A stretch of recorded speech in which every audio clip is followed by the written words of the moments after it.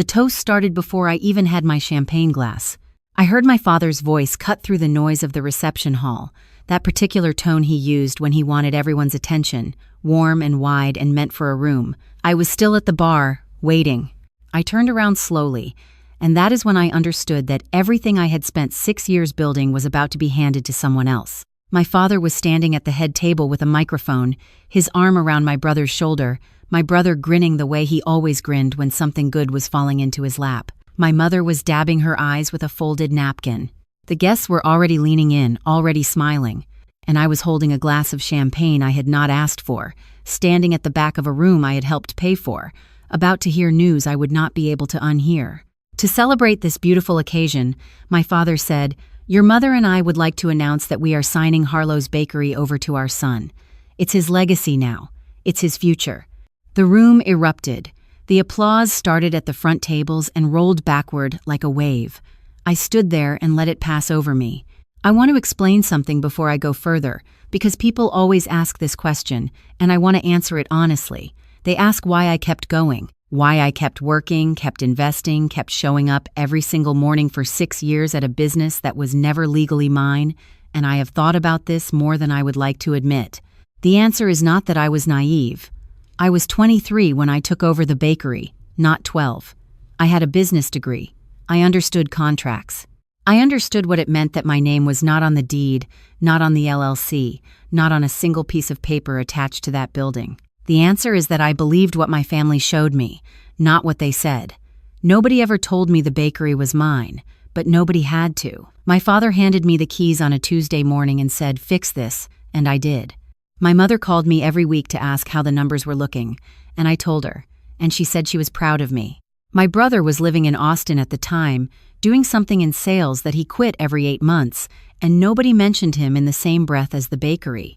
So I built a story in my head, the way people do, the way we all do when we need something to be true badly enough. I told myself that of course it would be mine eventually. Of course it was understood. Of course the work meant something. That is what kept me going. Not naivety, hope dressed up as logic. I will start at the beginning so you understand what 6 years actually looked like. My grandparents opened Harlow's in 1,987 inches, a small town in central Ohio. Nothing fancy, a neighborhood bakery, the kind that sells coffee and sandwich rolls and birthday cakes with piped roses. My grandparents ran it well for 2 decades and then retired and passed it to my parents, and my parents ran it into the ground in about 4 years. By the time I graduated college, the bakery had $16,000 in outstanding supplier debt, a broken oven that had been broken for 7 months, and a Yelp page with a 2.3 rating. My father called me in June and said he didn't know what to do.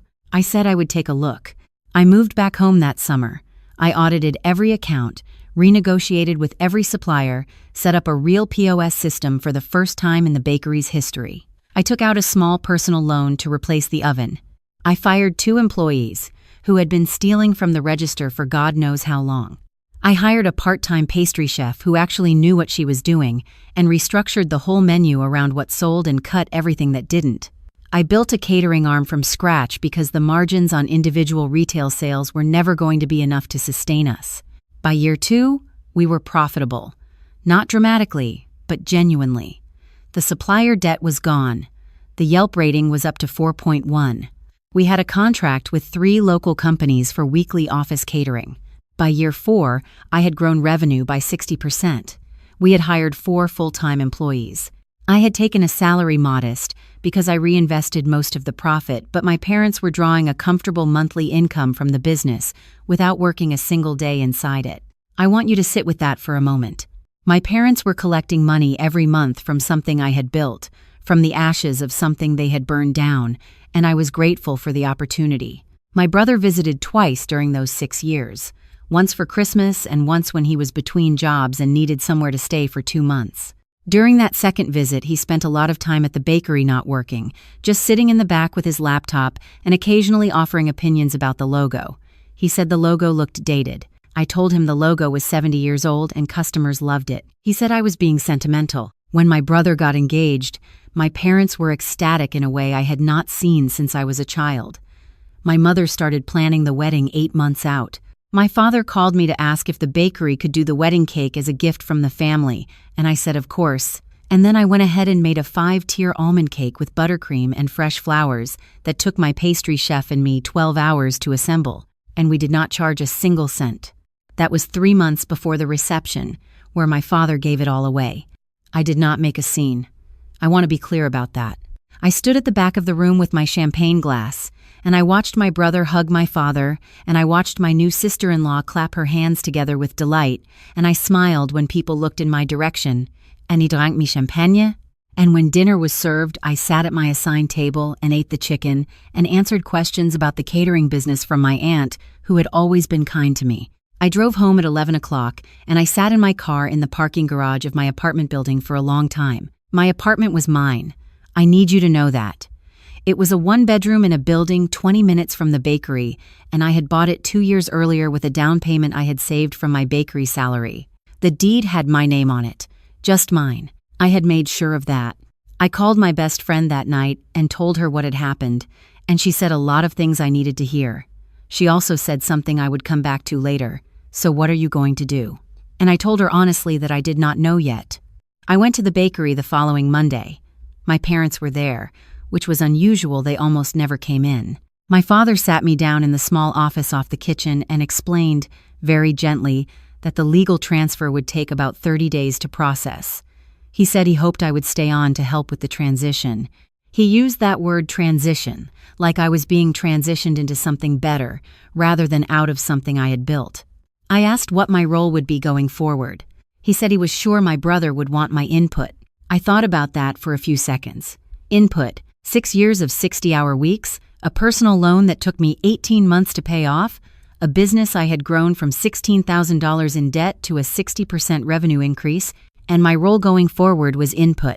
I told my father I needed some time to think. He said, of course, take all the time you need, and he patted my hand, and that pat on the hand was somehow the thing that clarified everything. I gave the bakery 4 more weeks. I trained my replacement, a manager my brother had hired, a perfectly nice guy named Derek who had managed a Panera for 3 years and had no idea what he was walking into. I documented every process, every supplier contact, every catering client relationship, every quirk of the ancient dishwasher in the back. I did this not because anyone asked me to, but because I had spent 6 years caring about that place, and I could not stop caring about it in 30 days just because a legal document had changed hands. On my last day, I hugged the staff. I shook Derek's hand and told him to call me if he had questions, and I meant it. I took nothing that wasn't mine, which was almost nothing: a coffee mug, a small framed photo of the storefront from the first day we reopened after the renovation, a recipe notebook I had filled by hand. My mother cried. She said she didn't want me to leave. I told her I wasn't leaving the family, I was just leaving the bakery. She nodded like that made sense to her, and maybe it did. Maybe she genuinely could not see the difference between those two things. I want to tell you about the 8 months that followed, because this is the part that matters. My brother moved back to Ohio with his wife. He came into the bakery full of ideas: a rebrand, a social media push, a new product line featuring artisan versions of classic items at significantly higher price points. He changed the logo. He hired a marketing consultant. He discontinued 6 of our top-selling items because he felt they were too basic for where the brand was going. I know all of this because Derek texted me. He texted me because he was alarmed and did not know who else to call. I told Derek, gently but clearly, that it was not my place to intervene and that he should raise his concerns directly with my brother. 4 months in, 2 of the long-term employees quit. The catering contracts were down to 1. My brother had let the other 2 lapse because he found the corporate catering clients uncreative. The new product line was moving slowly because the price points were 30 to 40% above what the neighborhood would bear. The pastry chef gave her 2 weeks' notice in month 5. Month 7, my father called me. He said things were a little rocky, but they were figuring it out. He asked how I was doing. I said I was doing well, and I was. I had taken a position at a mid-sized food distribution company doing operations management, and I was good at it, and I liked it, and nobody was collecting a monthly income from my work without my name on anything. Month 8, my mother called. She said my father had a small health scare, nothing serious. He was fine, but it had made them both think about stability. She said the bakery was going through a difficult period. She asked if I would be willing to come in a few times a week, just as a consultant, just to help stabilize things. She said they would pay me. I asked how much. She said they were thinking maybe $100 a visit, 2 visits a week. I had been managing a business that generated hundreds of thousands of dollars annually, and my mother was offering me $200 a week to come fix what my brother had broken. I told her I appreciated the call and that I would think about it. I thought about it for 3 days. I thought about the personal loan. I thought about the wedding cake. I thought about the word input. I thought about my name not being on a single piece of paper in that building. I called my mother back and told her I was not able to help at this time. She was quiet for a long moment. Then she said she understood. I do not think she understood. 3 weeks later, my brother called. This was notable because my brother and I had not spoken directly since the wedding. He called on a Tuesday evening and I almost did not pick up. When I did, he skipped any kind of preamble and told me the bakery needed a cash infusion to cover some short-term debt, and he was looking at a small business loan and wanted to know if I would co-sign. I asked him why he needed a co-signer. He said his personal credit was not where he would like it to be. I asked what short-term debt we were talking about. He said supplier accounts, back wages for 2 employees, some outstanding vendor invoices. He mentioned a number. It was not a small number. I told him I was not in a position to co-sign a loan for a business I had no ownership stake in. He said I was being selfish. I told him to have a good evening, and I ended the call. My father called the next morning. He said my brother had explained the situation and he hoped I would reconsider. He said the bakery was a family legacy and we needed to protect it together. I pointed out as calmly as I could that I had been protecting it for 6 years without a co-signer, a contract, or my name on anything, and that the current situation was not something I had created. My father went quiet in the way he did when he did not have a response. Then he said he was disappointed in me. That one landed. I will not pretend it didn't. My father's disappointment was something I had spent my entire adult life arranging my behavior around, and hearing it pointed at me for the first time for saying no did something to my chest that took a few hours to settle. But I did not call back. I sat with it and I let it pass and I did not call back. 2 months later, I came home from a Thursday at work to find my parents sitting in the lobby of my apartment building. My father was in one of the lobby chairs with a duffel bag at his feet. My mother was next to him with 2 rolling suitcases and her winter coat on, even though it was October and not particularly cold. They looked up when I came through the door and my mother's face did something complicated. I stopped walking. "What happened?" I said. It was not really a question. My mother said that my brother had made some decisions about the property.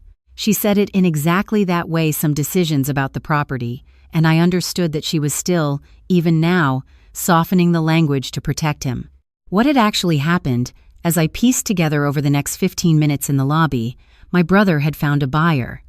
Not for the business, for the building where my grandparents had opened a bakery in 1987, the building my parents had owned outright since my grandmother passed, the building that was now in my brother's name because my parents had signed it over along with everything else at that wedding. My brother had sold the building to a developer and had used the proceeds to pay off the business debts and, apparently, to fund a relocation to Denver with his wife, who had family there and had never particularly liked Ohio. My parents found out when my brother called to tell them he needed them out by the end of the month. End of the month had been 4 days ago. I stood in the lobby of my building and I looked at my parents and the 2 rolling suitcases and the duffel bag, and I felt something I had not expected to feel. It was not satisfaction, I want to be honest about that. It was not the clean, sharp pleasure of vindication that I had sometimes imagined during the harder moments of the last 2 years. What I felt was closer to grief. Grief for the bakery, for the building, for my grandmother's recipes and the way the front window used to smell in the morning. Grief for the version of my family that I had believed in for a long time. My mother asked if they could stay with me while they figured things out. I asked how long. She said she wasn't sure. A few weeks? Maybe a month. I thought about my apartment. My 1-bedroom apartment with my name on the deed, the place I had made deliberately and carefully mine, the place where I had cried after the wedding and had slowly, over 2 years, built a life that did not depend on anyone's approval or any unspoken understanding that might evaporate at a reception. I thought about what a month turns into. I told my parents that I was not able to have them stay with me. I said it directly, and I said it once. My mother's face changed. My father looked at the floor. My mother started to say something about family, and I told her, gently, that I loved them and that I would help them find somewhere to go, but that they could not stay in my home. I spent 40 minutes on my phone right there in the lobby. I found 2 extended stay hotels within reasonable distance and texted both addresses to my father. I called a family friend, my mother's college roommate, a woman who had always been genuinely warm to me, and explained the situation and asked if she knew of any short-term housing options. She did. She had a spare room and she offered it immediately. I gave my mother her number. My mother accepted it without looking at me. Before they left, my father asked me if I blamed him. He asked it quietly, without the disappointment tone, without any particular tone at all, just a question. I thought about it. I told him I didn't blame him, and that was true. Blame felt like too active a thing for what I felt. I told him I hoped they would be okay. That was also true. They took a car to my mother's college friend's house that night. I went upstairs and I stood in my kitchen for a while, not making anything, just standing. My best friend called at 9, and I told her everything. She listened the whole way through without interrupting, which is one of the things I love most about her. When I finished, she said, "How do you feel?" And I thought about it genuinely. I said I felt like I had finally stopped waiting for something. She said that sounded like a beginning. I have not spoken to my brother since the Tuesday phone call about the co-signing. I do not have plans to. I am not angry, that is the honest answer, even if it surprises people. Anger requires me to still have expectations, and I have put down every expectation I was carrying about my brother. He made his choices. He chose to take what was handed to him and burn through it and sell the building our grandparents built and move to Denver without telling our parents where he would be staying. Those are his choices to carry. My parents are, as far as I know, still at my mother's college friend's house. My mother texts me occasionally. I respond. I am not trying to punish them. I am also not trying to rescue them. There is a version of the next few years where they find stable footing and we find a new way to relate to each other, a way that is more honest than what we had before. I think that is possible. I think that is something I would like. I still think about the bakery sometimes. I think about the Tuesday mornings when I would come in before anyone else and put on the first pot of coffee and stand in the kitchen before the ovens were on, when everything was quiet and smelled like yeast and flour and the particular dust of an old building. I think about the regulars who came in every Saturday, the man who always ordered the same walnut loaf, the woman who cried a little every year when we made her mother's birthday cake recipe for her. I wonder if they went somewhere else. I hope they found somewhere good. The distribution company offered me a promotion in November, a real one director of operations, with a title and a salary that made me sit down when I read the number, and stock options. I signed the paperwork at a conference table with 2 people I trust, and a benefits package I had negotiated myself, and when it was done, I took myself out to dinner at the nicest restaurant within walking distance, and I ate a very good meal alone, and I did not feel lonely about it at all. Somewhere in Denver, my brother is starting over. I genuinely hope he is doing better there than he did here. I hope he has learned something. I hope his wife is happy. I do not know, and I have found, slowly, that I am able to tolerate not knowing. What I know is this. I spent 6 years building something I loved inside a structure that was never designed to include me. I gave everything I had to that structure because I believed that love and labor meant the same thing as belonging. They don't. Belonging is something you build on ground that is actually yours, ground with your name on it, ground that no one can sign away at a wedding toast while you're standing at the bar waiting for your champagne. I have that ground now. I go to work in the morning. I come home to my apartment with my name on the deed. I make coffee in my kitchen, and sometimes I bake on Sunday mornings, just for myself, nothing fancy, the kind of bread that takes all day and fills the whole apartment with warmth. I have found that I like cooking again now that it belongs to me. I like a lot of things more now that they belong to me. My mother's college friend texted me last week to say that my mother was doing better, that she had been helping out around the house, cooking, staying busy. I thanked her for letting me know. Then I set my phone down and finished my coffee and got ready for work. And I felt something I had not felt in a very long time, a kind of clean, quiet steadiness that does not depend on anyone else's decisions. I think that's what peace feels like when it's real. It doesn't announce itself, it just settles in and stays.